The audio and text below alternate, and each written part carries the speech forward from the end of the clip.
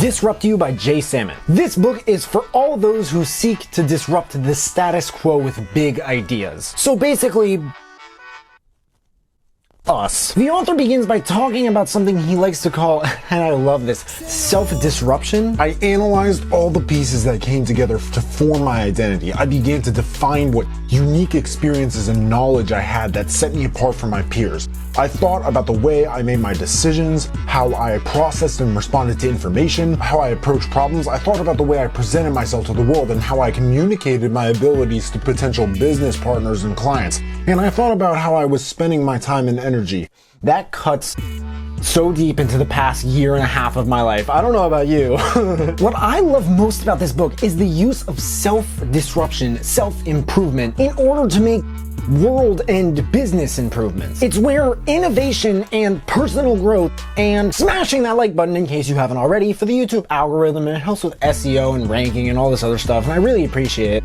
I really appreciate you even watching this video because so much work goes into making these videos. They blend into each other. The author stresses the differences between innovation and disruption. What I'm trying to disrupt is, I don't know, I'm still kind of trying to figure out how to put into words. Chances are I probably have done so in my previous videos. No government, by the way, is immune to the threat of disruption, which I think is pretty gangster. Keep in mind, this is the reason for the stupidly increasing amount of opportunities every day in the world. And every successful person who has skillfully transformed a market or at least organization started with some sort of a personal problem and then noticed how many other people share the same problem. There's a chapter about disruption in marketplaces, but then there's a chapter about self-disruption. The next chapter does lay out a guide on Goal setting. And there's not that much here that I haven't found in other books, like even popular ones, but there are lots and lots. This is something that separates this book from a lot of other books, is that there are lots and lots of mini history lessons. So many of them coming from the past 15 to 25 years. And that's quite an underrated period of disruption to be looking at least in my opinion. The author talks about some big fucking hits, literally, that the music industry has taken in the last 20 years from streaming services and downloading sites. For anyone who doesn't know, I make all the beats in these videos. I'm an entirely self-produced rapper. My music can be found on my channel. I also sing too. And I think I'm better at music than anything in the universe. But music isn't profitable like I want it to be, or like a lot of musicians want it to be. So I'm just diving into self-education because that's my second greatest passion and it's 10 times as profitable. So I noticed that the author kind of emphasizes two things greatly in the first half or so of the book. One of them is called the value chain. Disruption is when you take one little link of the value chain, which we're going to talk about later in the video, and you streamline the fuck out of it completely. And you have to consider first what the links are for you on the inside before you bring it to the outside. What resources you're best with, what abilities you've cultivated the most that pertain to them. This is called the internal value chain.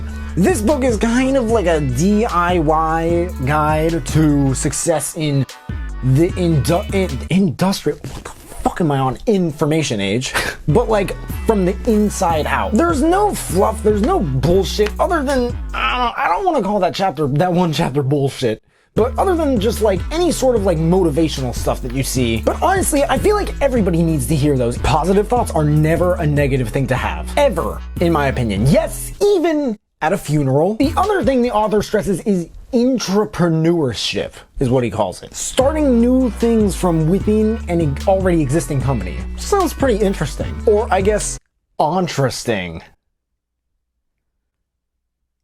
That wasn't funny. Pretend the last 5 seconds never happened. But the value from doing this is like the stupidest thing. Like that is disruption. The next chapter is about finding your idea. If you have not found your idea, sometimes I feel like I haven't even found my idea. Chances are it's like 10 to 50 times easier than you think. I'm waiting for my idea to find me, honestly. Every day, write 3 little things that you encounter that you're like, this is annoying, this could be better. Chances are, if you're the average person, you already kind of do this. But if you write all of those things down, you will have 90 ideas every month to pick from. People at investment firms in Silicon Valley especially, these people are looking at like thousands of these ideas every week. If you have read or listened to Think and Grow Rich, my favorite book of all time by Napoleon Hill, you know that all fortunes are started in the form of ideas. An idea is half the battle. That's how important it is. There's also an entire chapter, I love this one, on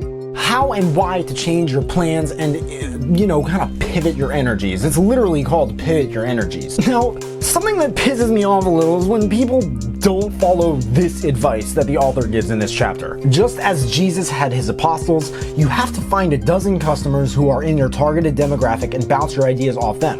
These should not be friends or family who tend to think they are helping you by giving you false praise and encouragement. Don't expect anyone close to you to support your ideas. Like truly support your ideas. How much money and time you are wasting by especially expecting friends and family to truly support your ideas it's just a massive amount, okay? I myself have spent like 3 whole years now learning about everything I possibly could that has to do with business, marketing, technology, and self-improvement. And that's because the potential power that comes from years of obsessive research with these things, which are necessary for, in my opinion, the optimal future of humankind. This is something you can't really put a price on it. I'm obviously not there yet. I'm not bragging about my results.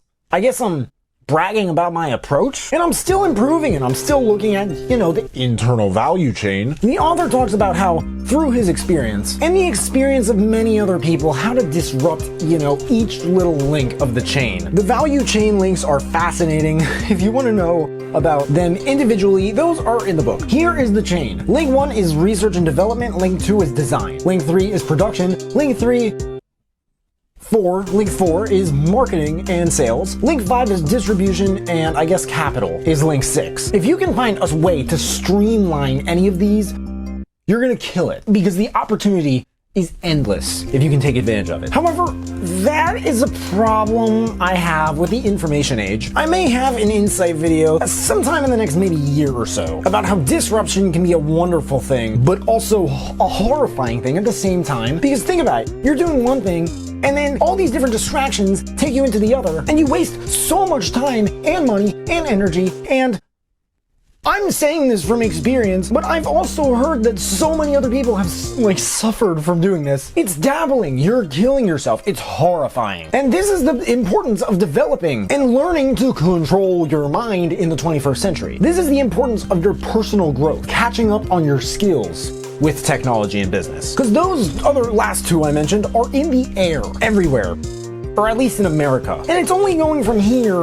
out into the universe. But if you can't master yourself, I swear you're probably gonna spend your whole life being mastered by others. It's really scary to think about. And if that doesn't drive you, then flip it over. Because I know that can be really scary to think about. Think about the benefits instead of doing it. No one will ultimately tell you what to do. You will be impervious to the advice of others that is against your own judgment and your best judgment at that. You're gonna make a lot of fucking money and develop a much closer relationship to your spirit or God or the universe, and to your friends and family as well. And who doesn't want those things? Sorry, I really had to get that shit out of my face because it has increasingly come to my attention after a month and a half of reviewing 4 books a week in those 3 fields: self-development, business, and technology. Quotes: security doesn't rob ambition. The illusion of security robs ambition. Everybody thinks of changing the world, but nobody thinks of changing themselves. There is a difference between giving up and knowing when you've had enough. The business world is littered with the fossils of companies that failed to evolve. The problem with most entrepreneurs is that they would rather be ruined by praise than saved by criticism. Data may disappoint, but it never lies. The solution to one industry's problems already exists in another industry's field. It's not about what you pay a man, but what it costs you that counts. Money is a new form of slavery, and distinguishable from the old simply by the fact that it is impersonal. There is no human relation between master and slave. Direction 1. I recommend this book if you are wondering what opportunities are out there, or I guess here, right now, in the digital age. Because you'd be surprised by how many of us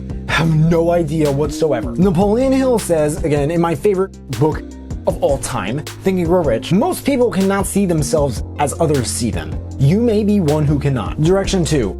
If you like this book, I think you would love The Inevitable by Kevin Kelly. That book is amazing. I will definitely review it sometime in the next month or two. Disrupt You by Jay Samit. There's a link in the description if you guys want to check it out and maybe read the reviews. And all the other books that I mentioned in this video, and videos that I mentioned in the video, and reviews to the books. My videos of the reviews of the books that I mentioned in this video as well. If there are any other books that you guys want me to review, please let me know in the comments below. Also let me know if you checked out this book and you liked it. But make sure to leave a like if you like this video, subscribe if you haven't already, and if you could turn on that little bell to receive a notification every time I drop a new video, that would mean the world to me. Thank you guys so much for watching. I really appreciate it. I do. I believe me, I do. I really appreciate it. I put a lot of time into all of this, and it means so much to me. It really does. You can find me everywhere, and I will see you then.